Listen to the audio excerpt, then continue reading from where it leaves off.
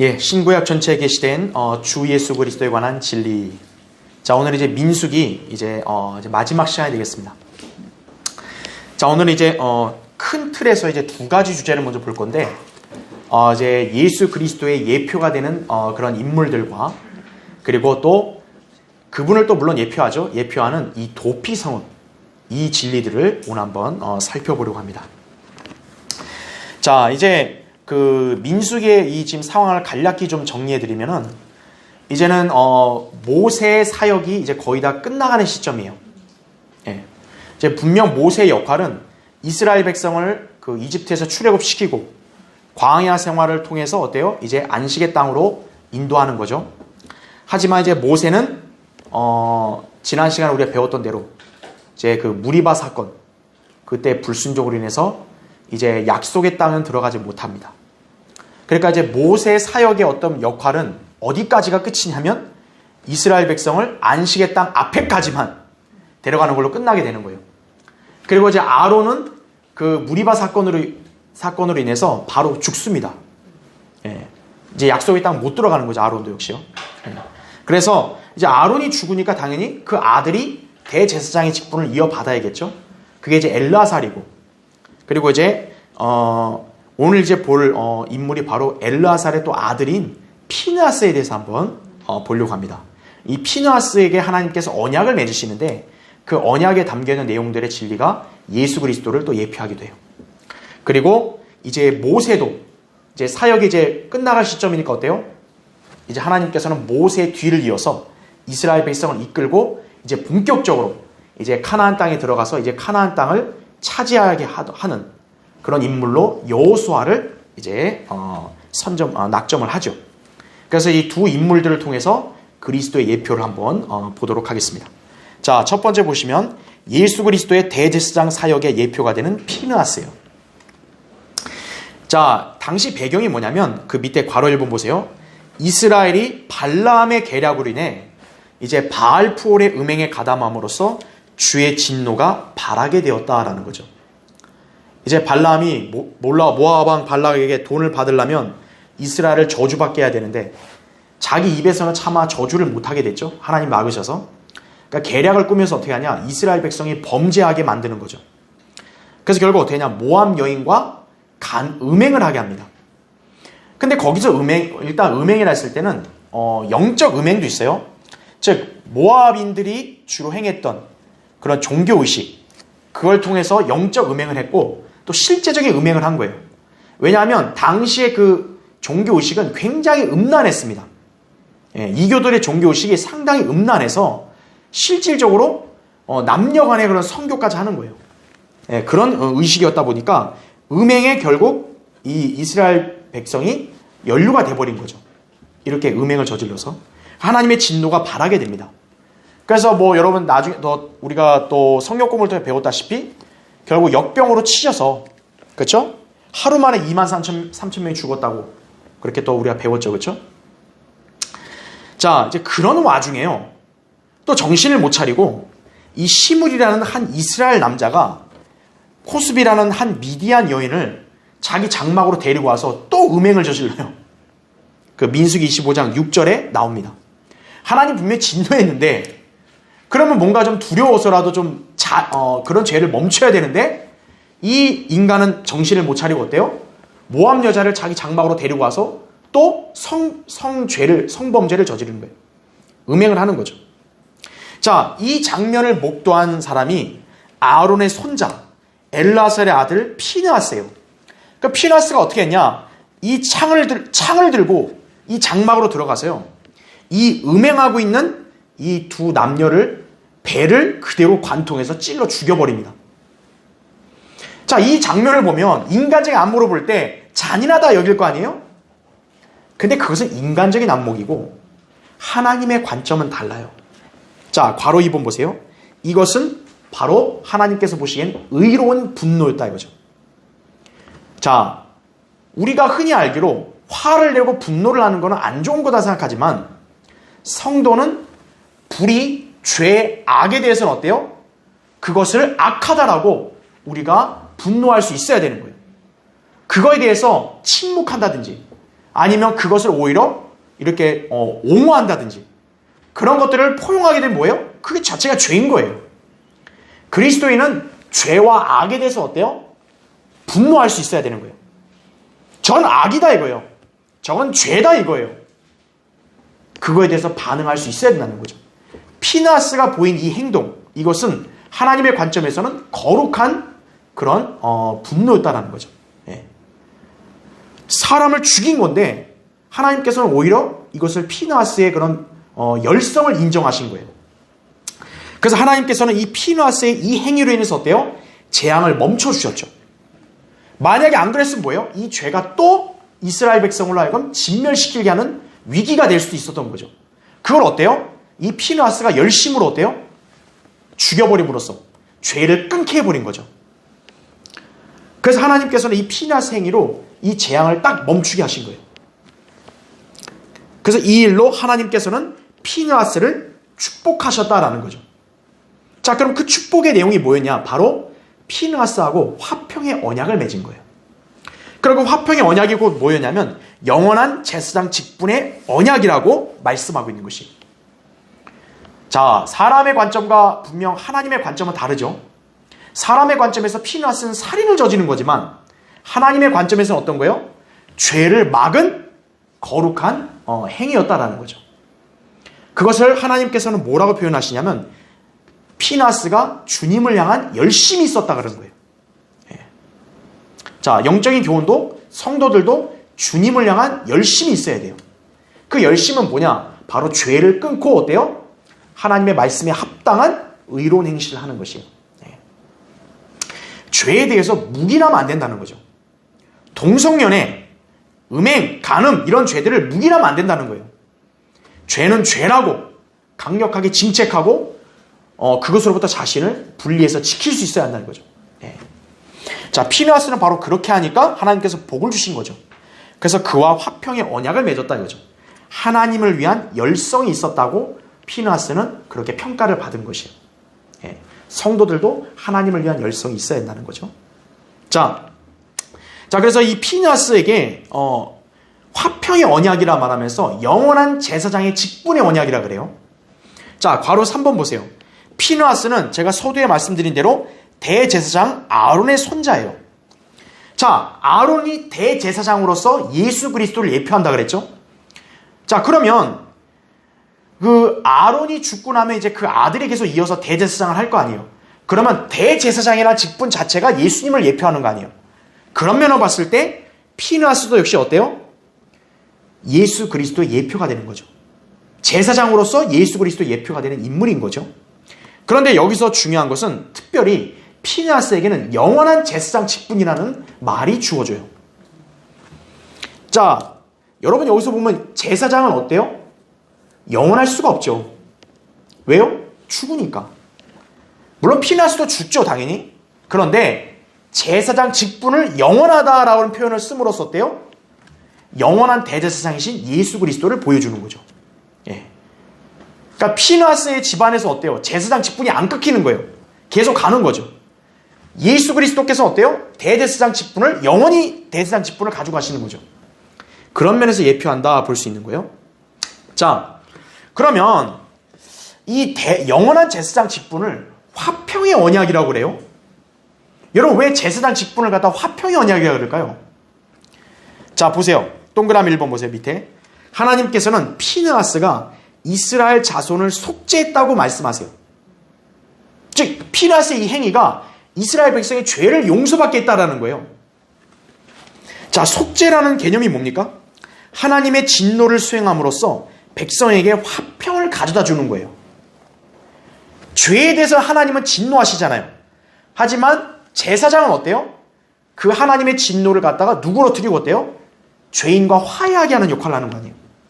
화평을 가져다 주는 거죠. 자, 일반적으로 제사장들은 희생제사를 통해 하나님의 진노를 그 제물 위에 수행함으로써 죄인에게 화평을 가져오는 사람들이다 이거죠. 자, 그런 면에서 피느하스는 하나님의 징계를 수행했죠. 죄에 대한 어떤 그런 속죄, 희생 이것을 치르게 했죠. 그럼으로써 어때요? 속죄를 가져옴으로써 백성들 입장에서 어때요? 하나님과 화평을 이루게 한 거죠. 그래서 화평의 언약이 제사장 직분의 언약과 연결되는 이유가 바로 여기 있는 것이에요.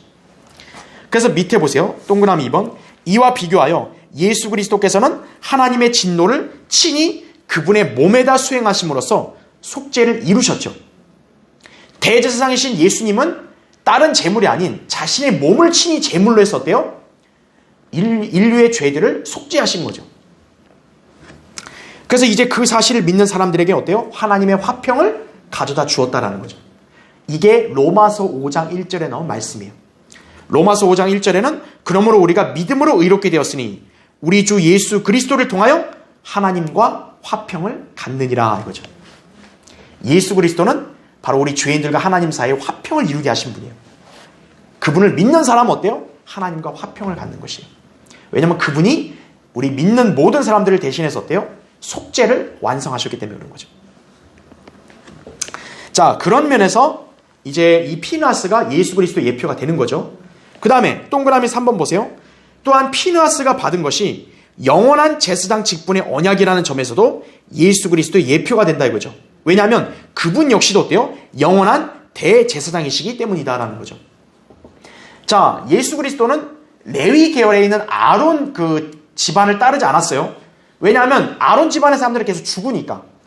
대신 예수님은 누구의 계열을 따르시냐면 멜키세덱의 계열을 따릅니다. 왜 멜키세덱의 계열을 따라요? 그래야 영원한 제사장 직분이 되니까 그런 거예요. 자, 그래서 피느하스는 예수 그리스도와 이렇게 같은 계열이 아니죠.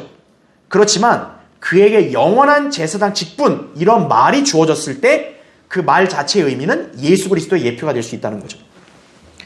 그래서 보세요. 거기 히브리서 7장 24, 25절 거기 나오죠.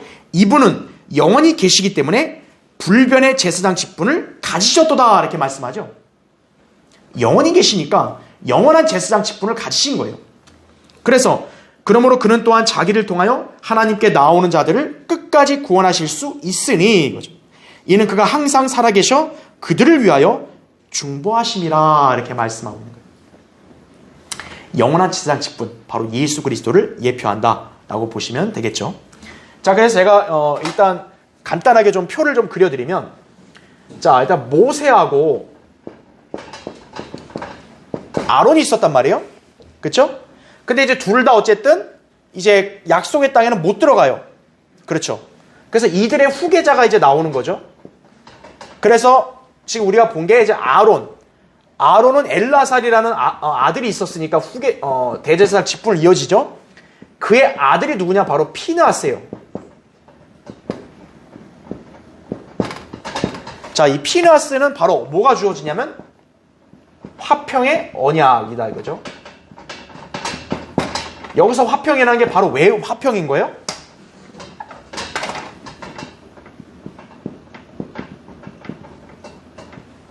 여기서 화평이라는 건 바로 속죄를 이루기 때문에 그런 거죠. 속죄를. 그래서 이 피느하스에게는 바로 뭐가 주어지냐면 영원한 제사장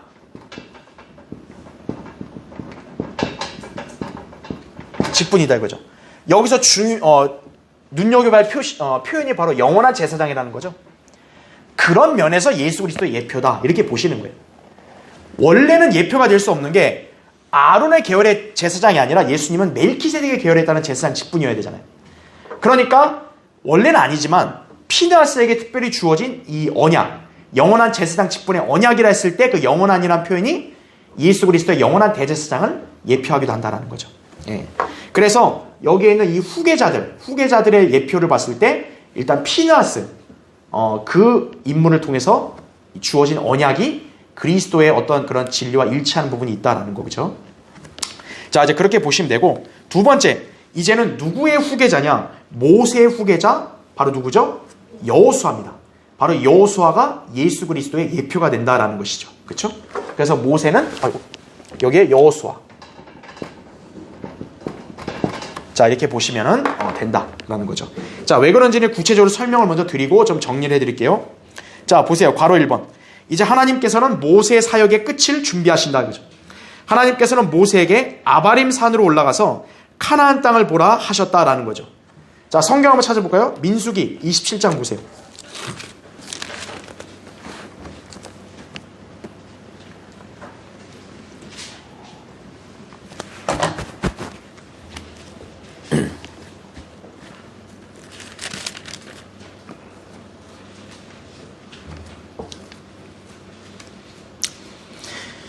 자, 일단 민수기 27장을 펴주시고 다시 교환을 볼게요. 죄송합니다. 자, 교환의 괄호 1번의 두 번째 줄 보시면 이 산에서는 요단강이 보이고, 그러니까 아바림 산 딱 거기 있으면은 요단강도 보이고 건너편 카나안 땅이 눈으로 훤히 보이는 거예요. 그러니까 하나님께서는 모세에게 그 이스라엘 백성들이 그렇게 열망했던 하나님이 주시는 유업의 땅을 모세로 하여금 보게 하시는 거예요. 그러나 들어가지 못한다는 거죠. 그러니까 모세에겐 참 너무나 이게 안타까운 일이지만 그래도 하나님께서 어때요? 들어가지 못해도 보게 하시는 거예요. 왜 보게 하냐면 하나님의 약속이 확실하다는 걸 다시 한번 증명해 주는 거예요. 너희들에게 그렇게 내가 얘기했던 약속의 땅, 그게 허구가 아니라 바로 저기다 이거죠. 그들이 어쨌든 하나님의 약속을 믿는 상태로 왔잖아요. 그걸 확증해 주시는 거예요. 하나님께서는 모세에게. 정말이다 이거죠. 하나님 약속이. 그러나 이제 들어가진 못한다는 거죠. 자, 그러니까 이제 거기 15절 보세요. 모세가 주께 고하여 말씀드리기를 주 모든 육체의 영들의 하나님이여 회중을 다스릴 한 사람을 세우시어 그로 하여금 그들 앞에 나가고 들어오게 하시며 그들을 인도하여 나가고 데리고 들어오게 하시어 주의 회중이 목자 없는 양같이 되지 않게 하옵소서 하였더라. 18절 보세요. 주께서 모세에게 말씀하시기를 너는 그 영이 그 안에 있는 사람 눈의 아들 여호수아를 데려다가 그에게 안수하여 그를 제사장 엘라살과 온 회중 앞에 세워 그들이 보는 데서 그에게 책무를 맡기고 너는 내 영예를 그에게 물려주어 이스라엘 자손의 온 회중으로 복종케 하라. 이렇게 말씀하죠. 자, 이제 하나님께서 모세의 간구를 듣고 결코 지도자가 없게 무리를 그냥 놔두지 않는다 이거죠. 하나님께서는 반드시 그 사역을 수행하실 때 하나님의 일을 책임할 지도자를 세우고 양무리들을 이끄시는 거예요. 그 책임자가 이제 책임을 그만두면 어때요? 그를 대체할 후계자를 반드시 세우시는 거죠. 그래서 하나님께서는 바로 모세의 뒤를 이어서 여호수아를 세우신다라는 거죠. 그러니까 여호수아는 분명 하나님께서 모세와 동일하게 다루시는 거예요. 모세 안에 있던 영, 성령님이 누구에게도 있는 거예요? 여호수아 안에도 지금 있다라고 말씀하는 거죠. 자, 그래서 그게 제가 괄호 2번에서 아까 설명했던 거예요. 모세는 무리바 물 사건 때문에 불순종해서 못 들어가고 여호수아가 그 뒤를 이어서 어때요? 이제 이스라엘 백성을 이끌고 카나안 땅으로 들어가는 것이죠. 자, 그러면 괄호 3번 보세요. 자, 여기서 지금 중요한 경륜적 진리가 있어요. 자, 역사적으로 그냥 모세 다음에 여호수아 이렇게 생각하는데, 자, 여기서 이 경륜적인 진리가 담겨있는 게 뭐냐면 모세 다음으로 여호수아가 임명됐단 말이에요. 자, 그러면 여기서 어떤 예표적 진리를 보냐면 모세는 어떤 인물이냐면 율법을 대표한단 말이죠. 그렇죠. 율법이죠. 근데 여호수아는 바로 어떤 거에 예표냐면 그리스도의 은혜를 예표하는 거예요. 그리스도의 은혜를 예표한다 그죠. 즉 경륜적인 진리를 보면 순서가 어때요? 모세 율법에서 지금 어디로요? 그리스도의 은혜로 지금 넘어가는 그런 타이밍을 여기서 보여주는 거다 이거죠. 예. 자, 그러면 여기서 보면 의문스러운 게 예수님이 아니라 여호수아잖아요. 근데 왜 여호수아인데 그리스도의 은혜라고 말합니까? 그렇게 의문을 가질 수 있어요. 하지만 성경에서 이것을 분명히 밝혀줍니다. 여호수아는 예수 그리스도의 예표가 된 인물이에요. 자, 그 밑에 보세요. 동그라미 1번 보세요. 자, 모세는 율법을 대표하는 인물이다. 그런 모세를 이어서 등장하는 여호수아는 바로 율법 이후에 등장하는 예수 그리스도의 모형이 되는 인물이라는 거죠. 자, 여호수아가 어떻게 예수 그리스도의 예표냐? 일단 첫 번째 보면요. 여호수아라는 이름 자체가 뭐예요? 헬라어로 예수라는 뜻이에요. 그러니까 같은 말이에요. 여호수아라 예수라는 말은. 예. 자, 밑에 보세요. 그 다음 동그라미 2번. 모세는 광야를 위한 지도자였다 이거죠. 이스라엘 백성을 광야에서 잘 이끄는 지도자였다는 반면에 여호수아는 어때요? 새 땅을 위한 지도자다. 하나님께서 이스라엘에 약속한 그 땅을 위한 지도자가 여호수아죠. 자, 모세는 이스라엘 백성을 카나안 땅으로 인도할 수 없었다라는 거죠. 여호수아가 이스라엘을 그 땅으로 인도하여 이제 마침내 그 당시에 이스라엘 백성은 안식을 하나님이 약속하신 땅에서 누리게 된 거죠. 이제 여호수아가 들어가서 이제 거기 이방 민족들을 전쟁을 해서 물리치고 땅을 정복하고 유업을 나눠주고 그 유업 안에서 이제 마침내 이스라엘 백성은 안식을 한 거죠. 예. 그러니까 그 이스라엘 백성들을 이끄는 인물이 여호수아였다라는 거죠. 자, 그럼 이것은 과거의 역사적 사건은 그랬던 거고, 이것이 이제 예언적인 진리는 뭐냐면, 자, 우리가 예전에 한번 배운 적 있었죠? 광야가 경륜적으로는 대환란을 예표한다 그랬죠. 즉, 광야 생활 지나면, 대환란이 지나면 어때요? 천년왕국 안식이 주어지는 거죠. 이스라엘 백성이 광야를 지나서 약속의 땅, 카나안 땅에 들어가 안식하는 것은 바로 예언적으로는 이스라엘 백성이 대환란을 거치고 이제 천년왕국의 안식으로 들어가는 것을 예표한다라는 거죠. 그랬을 때 이스라엘 백성을 천년왕국 안식으로 이끄시는 분은 누구예요? 재림하시는 예수 그리스도죠. 그래서 지금 여호수아가 이스라엘 백성을 데리고 카나안 땅으로 들어가 안식을 준 것은 바로 장차 천년왕국의 안식으로 이스라엘 백성을 이끄시는 예수 그리스도의 모형이 되는 거예요. 예.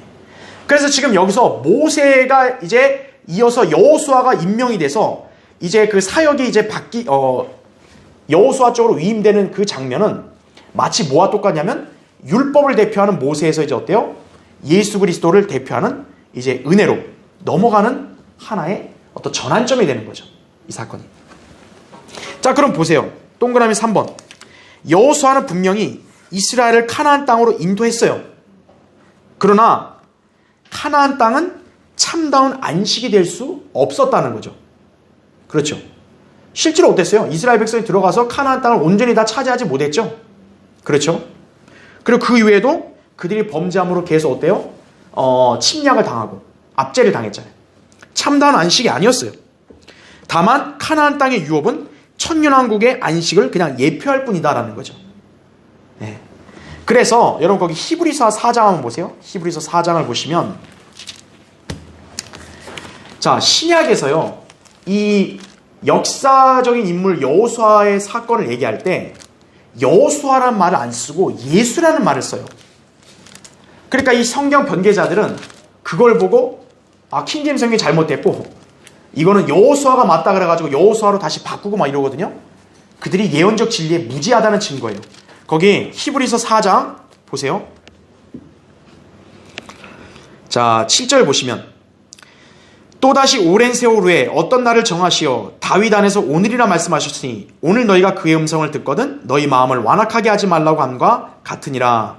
지금 히브리서 3, 4장에는 그 당시 광야 생활했을 때 그 사건을 지금 여기서 상기시켜 주거든요. 그때 광야 때 이스라엘 백성들 중에서 뭐 대다수가 뭐예요? 하나님의 그 약속을 믿지 않았잖아요. 그래서 광야에서 다 죽어버렸죠. 여호수아, 칼렙 그리고 어린 세대들만이 어때요? 약속의 땅으로 들어갔죠. 대다수가 죽었단 말이에요. 왜 죽었어요? 하나님의 약속을 믿지 않고 불순종했기 때문이요. 근데 그 사건이 과거로 끝나는 게 아니라 앞으로도 있다 그죠. 앞으로 그와 비슷한 상황을 겪을 이 사람들에게 하시는 말씀인 거예요. 그때도 역시 뭐예요? 너희가 그 음성을 듣거든 광야의 때처럼 완악하게 하지 말라 이거죠. 니네 조상들이 광야에서 불순종해서 죽었던 것처럼 너희들은 그렇게 되지 말라는 거예요. 그러니까 지금 여기서 말하는 건 뭡니까? 광야를 거쳐서 카나안 땅 안식으로 들어간 그 사건이 바로 대환란을 거쳐서 천년왕국 안식으로 들어가는 거에 예표라는 거죠. 그러니까 지금 이 히브리서 여기서 말씀하고자 하는 대상이 누구예요? 주님이 누구에게 말씀하는 거냐면 바로 환란 시대의 유대인들에게 하시는 말씀인 거예요. 광야 때 니네 조상들처럼 그렇게 불순종하다가 멸망하지 말라 이거죠. 자, 그런데 8절 보세요. 만일 예수가 그들에게 안식을 주었더라면 하나님께서 그 후에 다른 날을 말씀하지 아니하셨으리라 이렇게 말씀하죠. 그러니까 여기서 예수라고 했을 때 여호수아라는 거죠. 이 성경 변계자들이나 일반 개신교회들은. 그러니까 여기 예수라는 말이 들어가면 안 되고 여호수아라는 말이 들어가야 된다는 거예요. 물론 역사적인 그 시간 순서로 보면 그게 맞을 수 있어요. 왜냐하면 그들에게 안식을 주었더라면 과거잖아요. 과거에 여호수아가 어때요? 이스라엘 백성 들어가서 카나안 땅으로 들어가서 안식을 줬죠. 근데 그게 참다운 안식이 아니라고 지금 여기서 말하는 거 아니에요. 그러니까 다른 날을 말씀하지 않았다 이거죠. 만약 그게 진짜 참 안식이었다면 더 이상 다른 날이 필요 없다는 거죠. 근데 다른 날이 왜 있어야 되는 거예요? 그게 참다운 안식이 아니었다라는 거죠. 그러니까 여기에 예수는 여호수아가 돼야 된다 이렇게 말하는 건데 성령님께서는 여기서 바로 예수란 말로 쓰신 거예요. 왜 그럴까요? 과거의 여호수아는 참다운 안식을 주는 사람이 아니기 때문이에요. 이스라엘 백성에게 참 안식을 주시고 그들을 천년하고 안식으로 데려가실 분은 누구예요? 예수 그리스도라는 거죠. 그 예언적 진리를 가르쳐 주시려고 성령님이 여기다가 여호수아가 아니라 예수라고 쓰신 거예요. 그러니까 성경 번개자들이 얼마나 무식하다는 걸 여기서 나오는 거예요. 그래서 여호수아를 예수 그리스도의 모형으로 제시하려고 어때요? 바로 여기서 예수라는 말을 썼다라는 거죠. 네. 만약에 여호수아 말만 썼으면은 여호수아가 그 당시에 가나안 땅으로 이스라엘 백성 데리고 간 것이 예수 그리스도가 대장으로서 이스라엘을 천년왕국으로 들어가는 것에 대한 예표라는 것을 우리가 알 수가 없는 거예요. 그렇죠? 여기에 예수란 말 들어감으로써 어때요? 우리가 알게 되는 거죠. 아, 여호수아가 가나안 땅으로 이스라엘 백성 데리고 간 것은 예수님이 이스라엘 백성, 자기 백성을 천년왕국 안식으로 들어가는 거의 예표구나. 여기서 우리가 알게 되는 거죠. 그러니까 성령님께서 바로 이런 의도로 여기서 예수라는 단어를 놓으신 거예요. 그래서 여호수아가 아니라. 그리고 또 실제로 뭐예요? 신약 성경은 헬라어가 원문이죠. 구약은 히브리어가 원문이죠. 히브리어의 여호수아는 헬라어로 번역하면 예수예요. 그게 똑같은 말이에요. 그게. 그러니까 아무 문제 없는 거예요. 그렇죠? 자, 밑에 그 교환 보세요. 다시 동그라미 4번. 그래서 신약에서 여호수아라는 이름을 예수로 번역한 또 다른 예가 사도행전 7장 45절에 나와요. 자, 이것도 한번 찾아볼게요. 여러분 거기 사도행전 7장 45절 한번 보세요. 이거 이제 스테판이 이제 거국적으로 설교할 때 지금 말씀이거든요. 이제 이스라엘 백성의 역사를 쭉 얘기하면서 그들을 책망하는 말씀인데 거기 사도행전 7장 45절 보세요.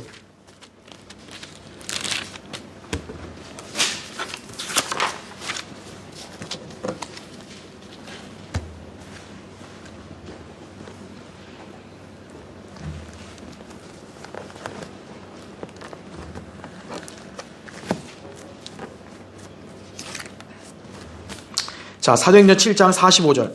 우리 조상이 또한 그것을 물려받아 하나님께서 우리 조상의 면전에서 쫓아내신 이방인들의 땅으로 예수와 함께 가지고 와서 다윗 때까지 이르니라 이거죠.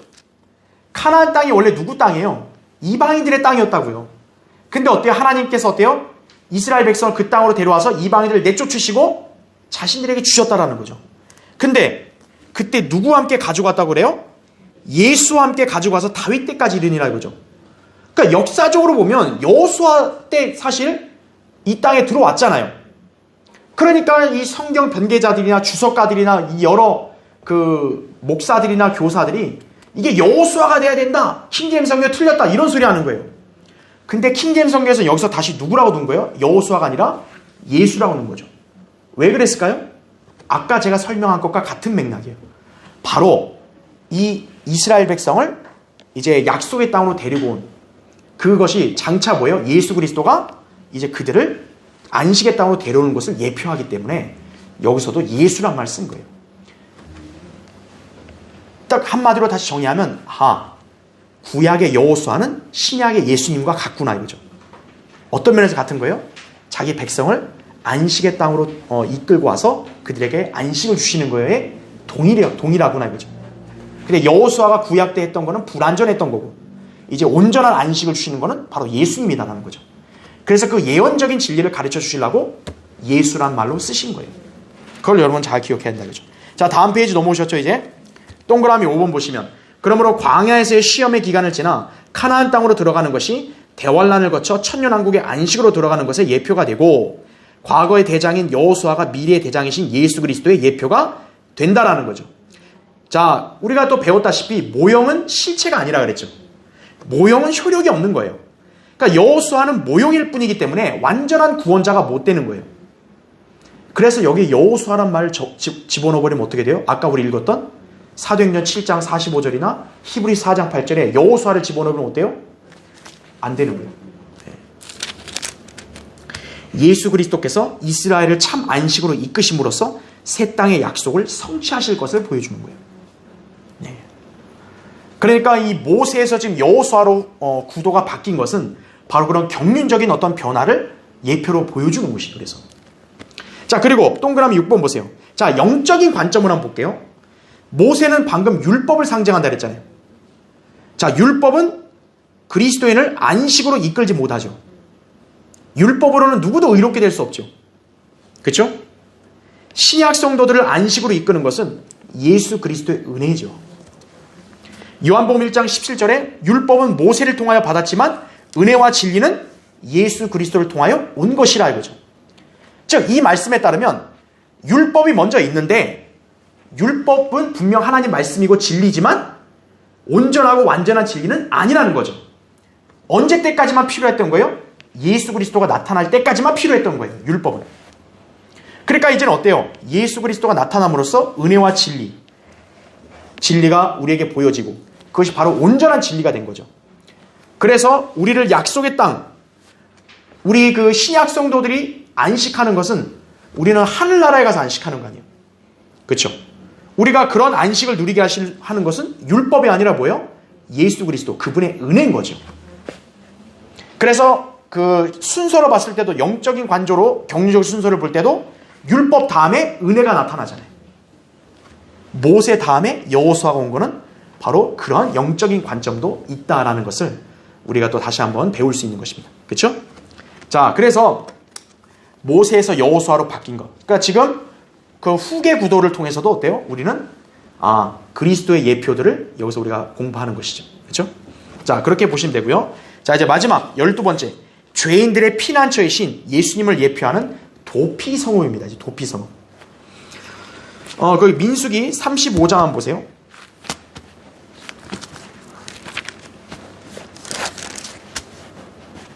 자, 이제 민수기 35장에 도피성읍에 대한 어떤 규례들이 쭉 나옵니다. 네. 자, 이제 내용들이 길기 때문에 제가 다 뭐 읽고 이런 건 아니고 여러분이 이제 따로 읽고 공부하시면 되고 교환의 내용을 좀 간략히 정리해놨으니까 그걸 볼게요. 첫 번째, 이제 그 유업에 관련된 얘기를 할 때 레위인들은 지파로서 유업이 없습니다. 왜냐하면 그들은 하나님이 곧 유업이라 그랬거든요. 하나님의 일을 하니까. 다만 레위인들에게는 그들이 머물 성읍이 주어져요. 그러니까 땅이라는 유업은 안 주어지고 그들이 그 대신 지내야 될 성읍이 있어야 될 거 아니에요. 성읍들이 주어집니다. 근데 그 성읍과 주변 외곽 지역들이 주어져요. 그러니까 거기서 거해서 어때요? 다른 지파 사람들이 땅을 유업받은 걸 통해서 어때요? 그 레위인들을 부양해 줘야 되는 거예요. 예. 그러니까 성읍이 있는 거죠. 그런데 레위인들에게 주어지는 성읍들 중에는 도피 성읍들이 포함되어 있어요. 그 도피 성읍이 주로 어떻게 되어 있냐면, 자, 거기 보세요. 그 9절부터 볼게요. 또 주께서 모세에게 일러 말씀하시기를 이스라엘 자손에게 고하여 그들에게 말하라. 너희가 요단을 건너 가나안 땅에 들어가거든 너희는 너희를 위하여 성읍들을 도피 성읍들로 정하여 부지 중에 사람을 죽인 살인자가 그곳으로 도피하게 하라. 그 성읍들이 너희에게 복수하는 자로부터 도피 성읍이 될지니 이는 살인자가 회중 앞에 서서 판결을 받기까지 죽지 않게 하려는 것이라.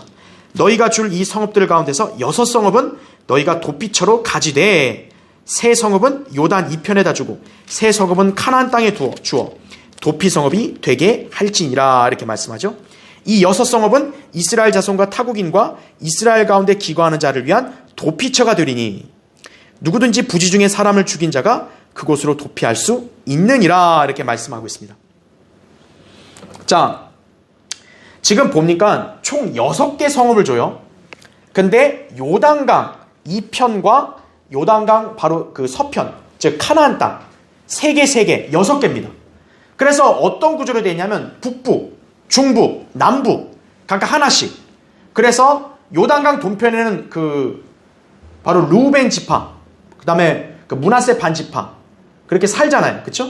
예, 이렇게 해서 그 동쪽에 있는 지파들, 갓 지파가 이렇게 거기 산다고 했으니까 요단 동편에 사니까 거기에 도피성읍 3개를 주고 그 다음에 이제 그 카나안 땅에 있는 나머지 이스라엘 지파를 위한 도피성읍 3개를 주죠. 자, 그래서 이 구조는 뭐냐면 북부, 중부, 남부 각각 있다는 얘기는 어느 지역에 살고 있는 이스라엘 땅에 살고 있는 누구도 어때요? 다 도피성읍으로 피할 수 있다라는 거예요. 야, 난 너무 멀어서 못 가겠는데요. 그런 말 없다 이거죠. 다 구도를 하나님께서 그렇게 해주신 거예요. 북쪽에 사는 사람은 북부로 가고, 중간에 사는 사람은 중부로 가고, 남쪽에 사는 사람은 남부로 가라 이거죠. 예. 그러니까 누구나 다 도피성읍으로 갈 수 있는 거예요. 자, 두 번째 보세요. 교환에 도피성읍은 살인자가 목숨을 부지하기 위해 도망하는 성읍인데, 자, 이 살인자는 어떤 살인자냐면 계획적으로 치밀하게 죽인 살인자가 아니에요. 부지 중에 자기도 모르게 진짜 이런 일이 있을까 할 정도로 자기도 전혀 예기치 않게 사람을 죽였을 때 그 사람을 보호하기 위한 제도예요. 자, 적이 없이 뭔가 밀치거나 뭘 던졌는데 상대방이 맞고 죽었다든지, 그러니까 뭐 이렇게 예를 들어 하는데 갑자기 뭐 날아가다가 누가 맞아 죽었어요. 그 의도가 있는 게 아니잖아요. 그렇죠? 자, 그런 경우에는 이 사람을 그래도 다 그냥 무조건 죽여버리면 율법이 너무 잔인하잖아요. 그냥 보호한다 이거죠, 하나님께서는. 그런 죄인들은. 자, 이때 그 사람은 도피성읍에 들어가면 어때요? 살 수 있는 거예요. 자, 만약에 그 사람이 부지 중에 그 사람이 어떤 제 예기치 않은데 누군가 죽었어요. 그럼 그 사람의 가족들이 어떻게 하겠어요? 그 피를 보복할 거 아니겠어요? 율법은 살인자를 무조건 죽이라 그랬으니까. 근데 이 사람은 의도를 갖고 죽인 게 아니니까 어때요? 이 사람이 도피성읍 안으로 들어가면 그 보복자들이 도피성읍으로 못 들어오는 거예요. 보복을 못 한다 이거죠. 그러니까 보호해 주는 거예요. 그럼 그 기간이 언제까지냐라고 했을 때 바로 그 해 대제사장 있죠? 당시 대제사장이 죽을 때까지 거해야 되는 거예요. 그게 이제 25절에 그게 나오는 겁니다. 회중이 그 살인자를 피해 보복자의 손에서 구해내어 그가 도피하였던 그의 도피성읍으로 다시 돌려보낼 것이요, 그는 거룩한 기름으로 기름 부음을 받은 대제사장이 죽기까지 그곳에 거할 것이니라, 이렇게 말하는 겁니다. 그러니까 그 해 대제사장이 살아있을 때는 어때요? 그 도피성읍 안에 있어야 돼요. 만약에 나오면 어때요? 보복자가 보복하면 할 말 없어요. 반면에 대제사장이 죽고 나면 어때요? 이제는 나올 수 있는 거예요. 그럼 그때는 보복하면 돼요, 안 돼요? 안 돼요. 그게 율법이라고. 자, 그래서 세 번째 보세요.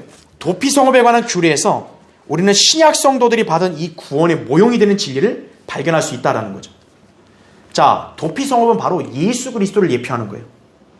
자, 어떤 면에서 바로 예수 그리스도 예표하냐? 일단 그 밑에 괄호 1번 보세요. 도피성읍은 살인자들을 보호하는 거죠. 그렇죠. 자, 신약 시대의 진리로 한번 적용해 본다면 구원받지 않은 죄인들 모두 뭡니까? 살인자들이죠. 그러면 아리송하다. 나는 누굴 안 죽였는데. 자, 예수 그리스도가 십자가에 왜 못 박혀 죽으셨어요? 우리 죄들 때문에 못 박혀 죽으셨죠. 그분은 죽으실 이유가 없는데 우리 죄들 때문에 그분이 죽으신 거예요. 그러니까 우리가 의도하지 않았어도 뭐예요? 우리는 그분의 죽음에 대한 책임이 다 있는 거예요. 우리 죄인들은. 그런 면에서 우리가 어떻게 보면 살인자로서 취급을 받는 것이죠. 베드로전서 2장 24절, 3장 18절에 그리스도께서는 우리 죄들로 인해서 십자가에 죽으셨다고 말씀합니다. 그렇죠? 그 다음에 괄호 2번. 하나님이신 예수 그리스도를 죽인 것에 대한 형벌. 뭡니까? 영원한 죽음이죠. 어쨌든 사람을 죽였으면 어때요? 그 사람도 죽어야 돼요. 살인에 대한 대가는 반드시 죽음으로 해결해줘야 돼요. 예수 그리스도를 어쨌든 죽게 한 우리 죄로 인해 죽었잖아요. 그로 인해 우리도 어때요? 죽음이 당연히 요구되는 거예요. 그럼 하나님께서 어떻게 합니까? 죽음의 세력을 가진 마귀가 우리를 손댈 수 없도록 도피처를 마련해 주셨죠. 마귀는 뭐예요? 죽음의 권세를 가진 자예요.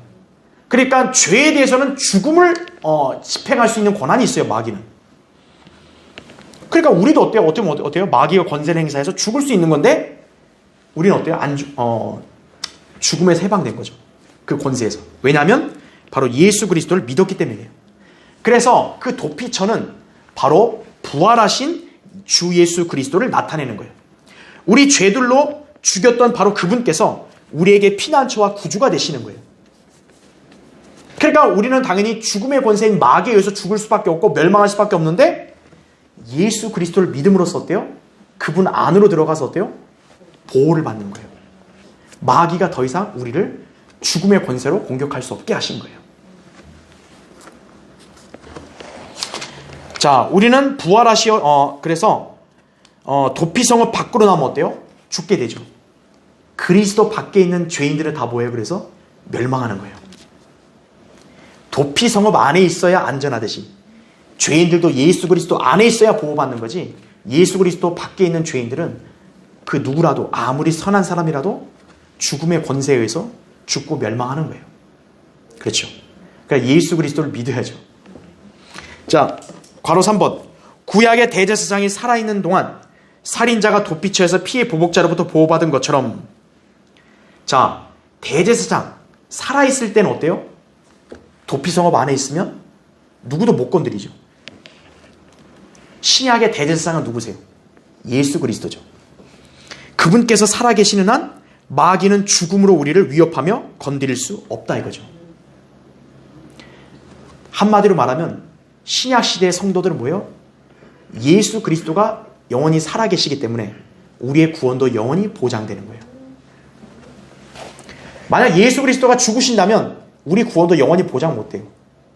네. 대제사장이 살아계시니까 도피성읍에 있는 사람들은 안전하듯이 우리의 대제사장 예수 그리스도가 살아계셔서 우리를 중보하시니까 우리도 죽음의 권세가 어떤 형태로도 우리를 해치지 못하는 거예요. 자, 그것을 우리가 보여주는 것입니다. 자, 그래서 이런 구원의 모형이 되는 진리를 여기서 본 거고요. 네 번째. 자, 여기서 나오는 대제사장. 방금 제가 설명했다시피 대제사장은 예수 그리스도의 또 예표가 된다 그랬죠? 자, 대제사장이 있음으로써 어때요? 죄인이 보호를 받잖아요. 그렇죠? 마찬가지로 우리도 예수 그리스도가 있음으로 보호를 받는 거죠. 주님은 죄인을 용서하시는 위대한 대제사장이시죠. 히브리서 6장 18절에 나온 대로, 그렇죠? 자, 그 다음에 여기는 안 나왔는데 이제 라코만 목사님이 또 정의한 또 내용을 또 보면은, 자, 대제사장인 예수님, 여기 구약의 대제사장이 어때요? 죽으면 어때요? 이제 그 도피성읍 안에 있는 사람은 밖으로 나와 자기 성읍으로 갈 수 있죠. 그렇죠? 네. 대제사장이 살아있으면 어때요? 도피성읍에서 절대로 나올 수가 없습니다. 자, 예수님, 대제사장인 예수님이 십자가에서 죽기 전까지는 어때요? 누구도 이 추방당한 상태에서 돌아올 수 없어요.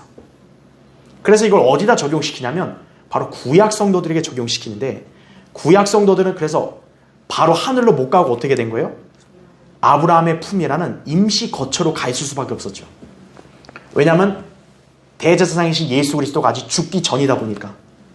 그들은 어때요? 원래 그들은 그 구속받은 게 아니잖아요. 그렇죠? 죄가 그냥 덮어진 거죠. 반드시 죄에 대한 대가를 치를 수밖에 없는데, 대제사장이 죽기 전까지는 어때요? 일시적으로 구원받은 사람들은 하나님이 보호하신 거죠. 그래서 아브라함의 품이라는 임시 거처에 잠깐 있었던 거죠. 근데 예수 그리스도가 죽고 나서 어떻게 됐어요?